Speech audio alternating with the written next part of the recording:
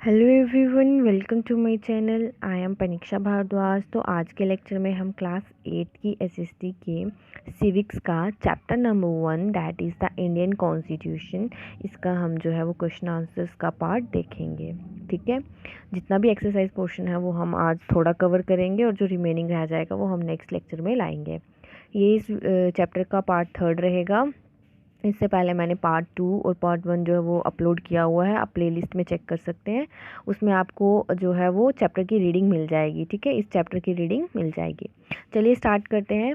First part जो मैं ये पोर्शन लेके आई हूँ ना, इसमें मैंने सिर्फ क्वेश्चन ही रखे हैं, आंसर्स जो है वो आगे रखे हैं। ठीक है, तो देखिए एक्सरसाइजेज में फर्स्ट क्वेश्चन क्या पूछा हुआ है, why does the democratic country need a constitution. वैसे तो मुझे इनको एक्सप्लेन करने की ज़रूरत नहीं है, क्योंकि मैंने बहुत अच्छे से एक्सप्लेन किया है आपके, जब मैंने रीडिंग करवाई है ना आपको पार्ट फर्स्ट और पार्ट सेकंड में, उसमें मैंने बहुत अच्छे से एक्सप्लेन किया है। पार्ट फर्स्ट में मैंने बताया था कि एक डेमोक्रेटिक कंट्री को कॉन्स्टिट्यूशन की, संविधान की क्यों ज़रूरत होती है। डेमोक्रेटिक कंट्री के बारे में भी बताया है, यानी कि हमारी ऐसी कंट्री, हमारा देश जहाँ पे लोकतंत्र हो। लोकतंत्र यानी कि लोगों के द्वारा जो है वो क्या की जाती है, गवर्नमेंट चूज़ की जाती है, बनाई जाती है। आपका रूलर जो है, रिप्रेजेंटेटिव जो है वो किसके द्वारा चूज़ किया जाता है, पीपल्स के द्वारा। तो देखिए इसका आंसर क्या है। बहुत सारे रीजंस हैं एक डेमोक्रेटिक कंट्री के, डेमोक्रेटिक कंट्री को जिसमें कॉन्स्टिट्यूशन की नीड होती है, इसके बहुत सारे रीजंस हैं। तो मैं इसका पीडीएफ प्रोवाइड कर दूंगी। ठीक है, थोड़ा सा यहाँ पे मिसप्रिंट आ रहा है, तो पीडीएफ जो है वो मैं अच्छे से प्रोवाइड कर दूंगी, वहाँ पे आपको क्लियरली दिखेगा।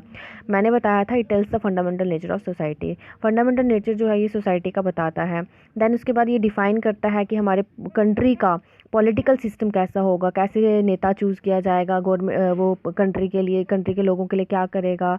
ठीक है, कैसे उसकी इलेक्शंस होंगे, वो सारा बताया था। उसके बाद जो है it states a set of rules based on which people belonging to different religions and communities can peacefully coexist with each other। यानी कि जो कॉन्स्टिट्यूशन है ना, डेमोक्रेटिक कंट्री के अंदर कॉन्स्टिट्यूशन का होना इसलिए भी ज़रूरी है बिकॉज ये एक रूल्स के सेट को बेस, मतलब एक सेट ऑफ रूल्स को बेस करता है, जिसपे जो डिफरेंट कम्युनिटीज़ के लोग हैं, डिफरेंट भाषाएं बोलते हैं, अलग अलग रीजन से वो बिलोंग करते हैं, वो क्या करें, एक दूसरे के साथ क्या करेंगे, बिल्कुल मतलब शांतिपूर्वक रह सकें। और ये चीज़ जो है ये कौन प्रोवाइड करता है, ये हमें कॉन्स्टिट्यूशन प्रोवाइड करता है। नेक्स्ट आ जाता है जो बेसिक आइडल है on the basis of which we as citizens aspire to live in our country are mentioned in the constitution। तो इस कॉन्स्टिट्यूशन के अंदर जो है वो ये बताया हुआ है कि जो इंडिया के सिटीजन्स हैं वो कंट्री के अंदर कैसे रह सकते हैं, किस तरह से खा सकते हैं, किस तरह से पी सकते हैं, कैसे कहीं जा सकते हैं।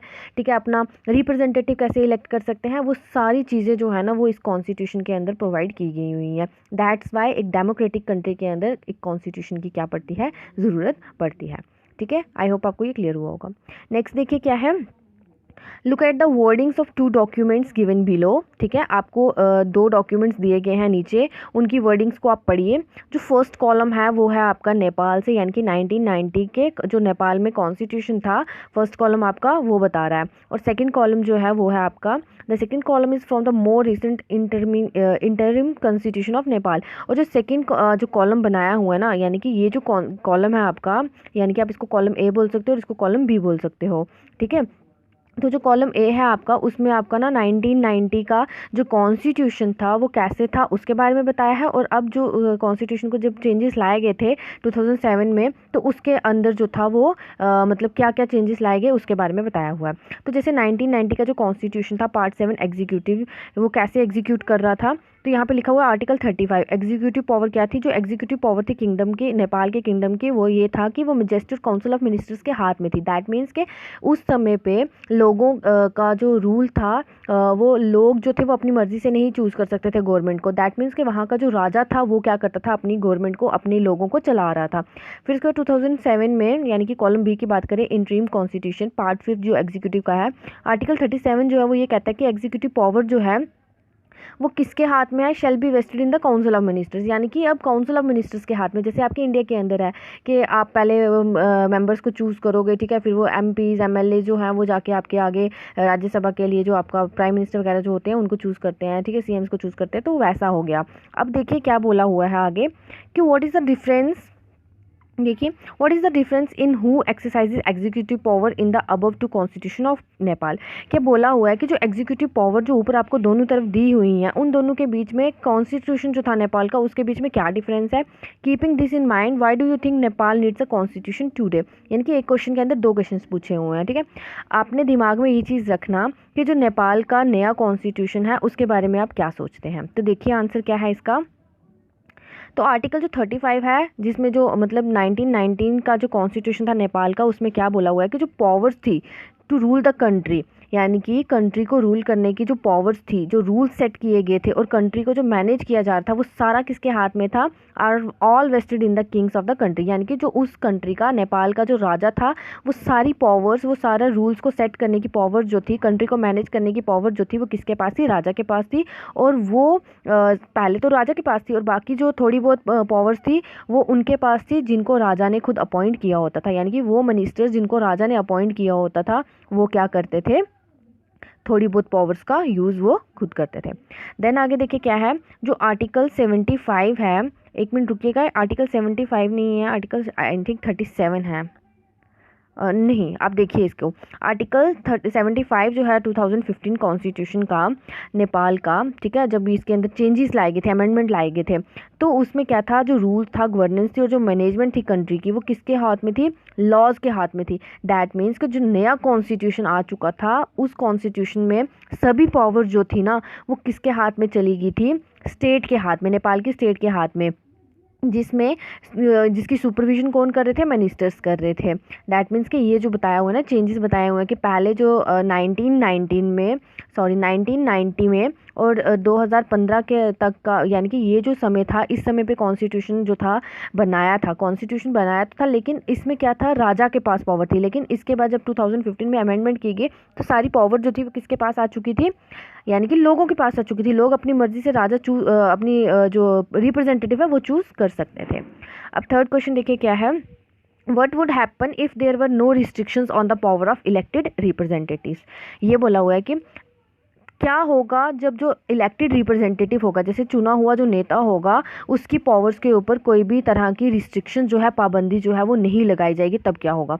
तो देखिए, इन अ डेमोक्रेसी, अगर हम डेमोक्रेसी की बात करें, लोकतंत्र की बात करें, तो जो सिटीजन्स हैं ना कंट्री के, वो रिस्पॉन्सिबल हैं अपने लीडर्स को इलेक्ट करने के लिए। दैट मीन्स कि डेमोक्रेसी के अंदर एक आम नागरिक जो है, सिटीजन जो है, वो अपना लीडर है वो इलेक्ट कर सकता है बाय वोटिंग।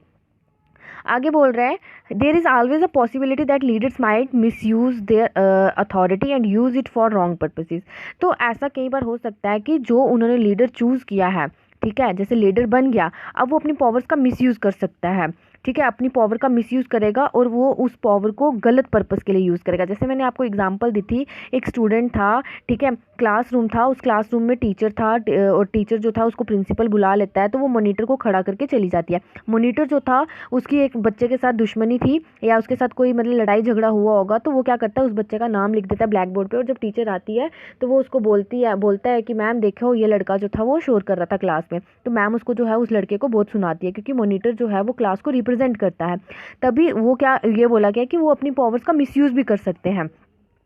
तो यही चीज़ बोली हुई है कि अगर एक सिटीज़न को, जिसको हमने इलेक्ट किया है, तो कई बार ऐसा भी हो सकता है कि वो लीडर जो है वो अपनी पावर का मिसयूज़ करेगा, उसको गलत तरीके से लेगा। तो कॉन्स्टिट्यूशन जो है वो ऐसे मेजर्स, सेफगार्ड जो है वो प्रोवाइड करता है ताकि वो अपनी पावर्स का मिसयूज़ ना करे, ठीक है। तो इसीलिए उसकी पावर्स के ऊपर रिस्ट्रिक्शंस लगाई गई होती हैं। वो रिस्ट्रिक्शन जो है वो कहाँ लिखी हुई हैं, आपके कॉन्स्टिट्यूशन के अंदर। तो आई होप आपको आज का सेशन जो है वो अच्छा लगा होगा। आज हम यहीं तक रखते हैं। इसका जो बाकी रिमेनिंग जो पार्ट रहेगा, यानी कि आपका जो क्वेश्चन नंबर 4 था एंड क्वेश्चन नंबर 5 जो है, और आई थिंक क्वेश्चन नंबर 6 भी है, वो हम जो है वो नेक्स्ट क्लास में करेंगे, ठीक है। दैट मीन्स के नेक्स्ट लेक्चर में करेंगे। तो यहाँ तक आपको वीडियो पसंद आई है तो आप इसको लाइक करें, शेयर करें एंड चैनल को सब्सक्राइब करना ना भूलें। Thank you and have a wonderful day. And one more thing, अगर आपको कोई डाउट रहेगा या कुछ पूछना होगा तो आप मुझे कमेंट सेक्शन में पूछ सकते हैं।